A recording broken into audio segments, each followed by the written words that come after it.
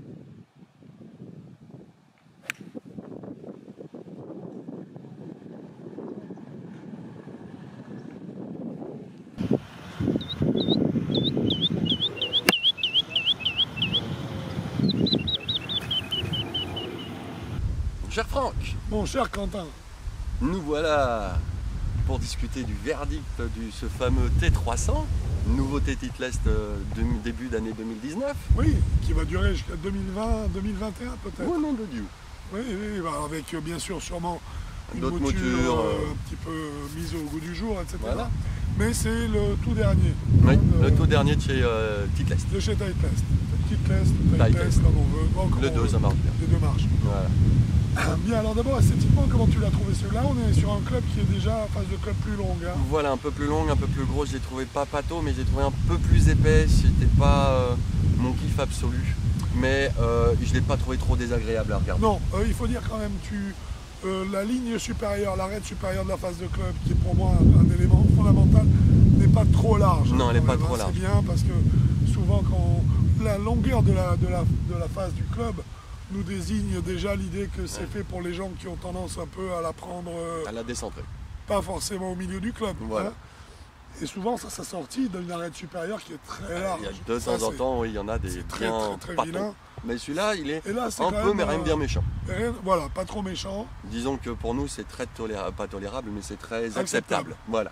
Merci, le mot est bon. Et avec une forme de tête assez classique. Assez qui est, classique, un jolie. peu ronde, assez jolie, normale, bien faite aussi. J'aime bien l'arrière du club toujours, qui va être très reconnaissable. Alors c'est un peu l'une des caractéristiques des Le- séries T là, de chez Titleist. Hein. C'est que là, on voit tout, on verra Tout de à suite, 20 mètres, ah tout oui. de suite. Ah, t'as ça. T'as les Titleist T100 ou T200 ou T300 parce que ils ont un look qui est assez inimitable. Voilà. Donc, Un club très traditionnel, sinon dans ses matériaux, belle qualité, vraiment belle, un offset très léger. très léger. hein. Pas très prononcé, Non. donc agréable à Voilà. regarder. Et qui là encore nous donne une indication sur la gamme toujours. de joueurs. Voilà. Là, ils ont fait avec toute la série T, dès le départ, on sait à peu près pour qui c'est, donc c'est bien. Les clubs sont lisibles. Ils sont très lisibles, donc je trouve ça Ouais. très agréable. Je suis d'accord. Ouais. Je suis d'accord. On l'a donc testé avec un manche acier, Un manche acier, ce qui pour nous paraît relativement logique puisque ces séries T de chez Titleist sont a priori pour des joueurs d'un bon niveau voilà. qui laisseront sûrement ou qui la joueront sûrement davantage en manche acier. Alors concernant les sensations sur ce T300, Alors, concernant ces sensations, je l'ai trouvé un petit peu léger en prise de main. J'ai trouvé ce club un poil plus léger que les deux autres, les T100 et T200. Mais en termes d'équilibre. et en termes d'équilibre, c'est exactement centré, parfaitement centré. Ouais, donc là on est vraiment dans l'esprit 2018-2019. 2019. Voilà, exactement. Donc ça m'a pas gêné. Je préfère les clubs un peu plus lourds, mais l'équilibrage est bon et dans la sensation de swing, il passe tout seul. Donc très agréable. J'ai vraiment bien aimé le fait de le swinger. Alors, est-ce qu'un club comme celui-là, qui a un petit peu d'offset, on l'a vu, Oui. léger, hein, très Très léger. mais qui a quand même un peu d'offset, qui a une phase de club plus large, donc j'imagine qu'il y a un travail qui a été fait là, à nouveau avec du tungstène et autres pour bien équilibrer la phase de club et lui donner un maximum de moments d'inertie. Est-ce que ça a été pour toi une gêne en termes d'équilibre? Pas du tout.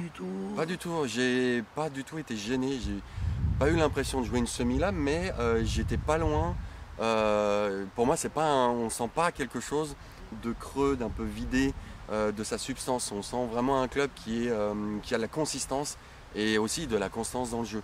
Donc j'ai trouvé ce club-là très agréable, très pas spécialement facile à jouer, mais assez facile à jouer quand même. Et c'est un club qui repose pas mal. Et c'est un club qui repose bien. Et puis je me répète par rapport au visuel, quand on le pose par terre, on n'a pas cette impression d'avoir cet effet un peu prononcé d'une semelle un peu plus large. Oui, absolument. Voilà, donc c'est pour moi visuellement je le prends du dessus, ça ne me gêne pas du tout. Je trouve au contraire, il est dans la bonne ligne, dans la lignée d'été, il est bien où il est.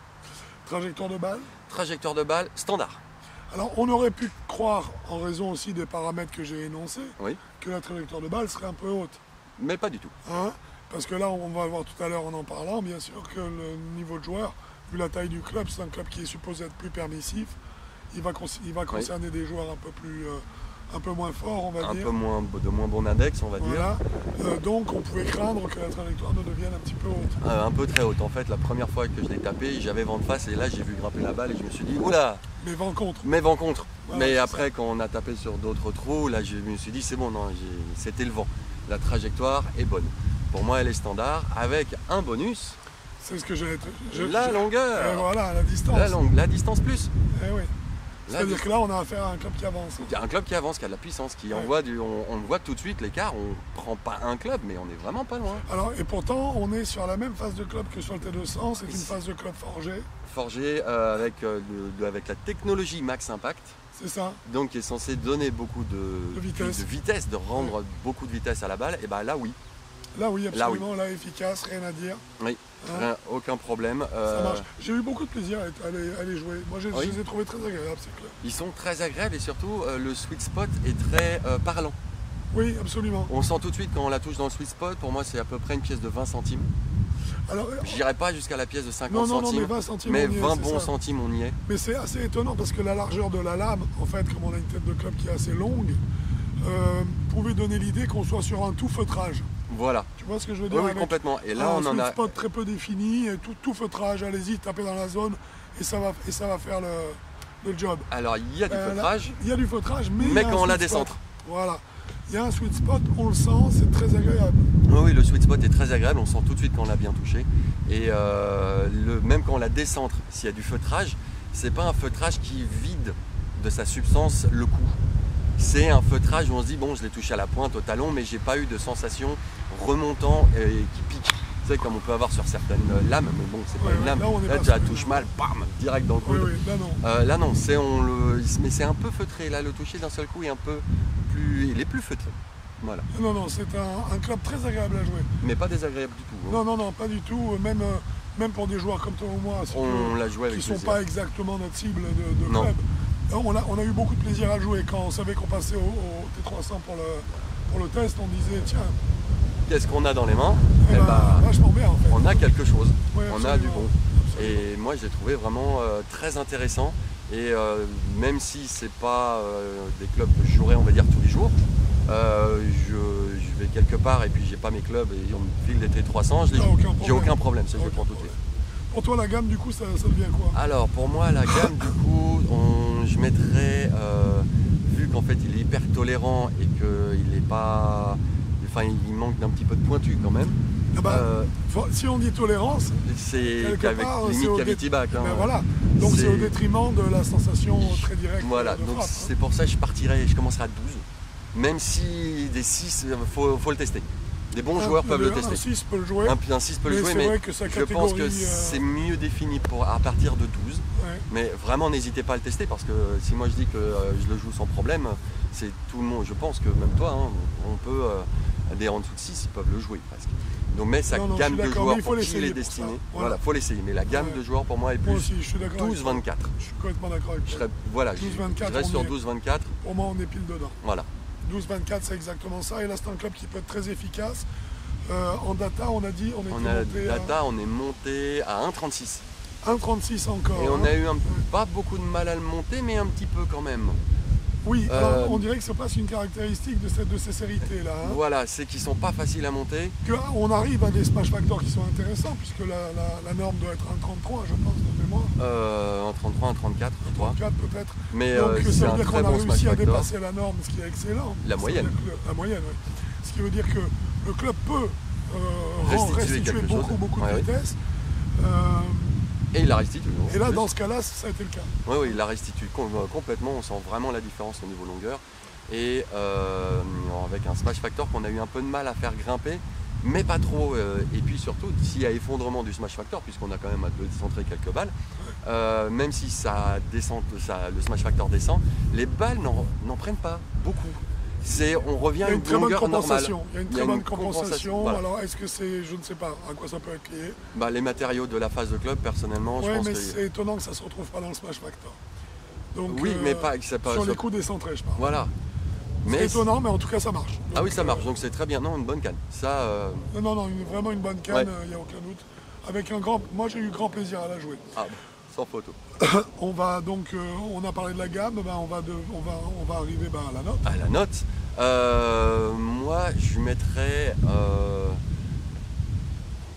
si je les prenais pour moi, ce serait 8, mais vu la gamme pour qui ils sont partis et qui sont en plein dedans, je mets 8,5. Parce que c'est une bonne canne, le 12-24, on est parfait dedans. 8,5, pour moi, ça les vaut.